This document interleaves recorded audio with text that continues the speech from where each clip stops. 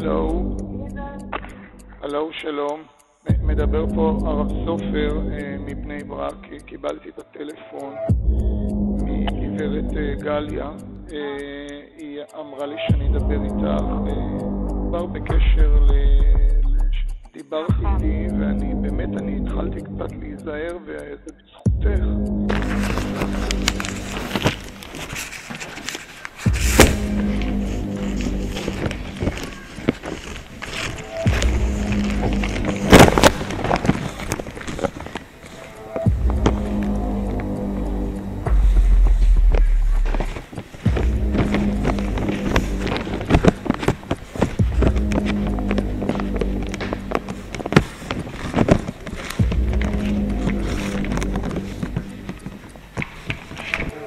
אני הבאתי מחברת,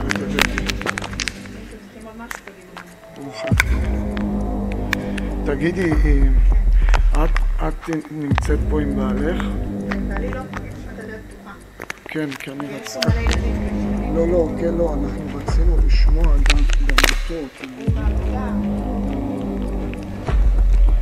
מאוד חשוב.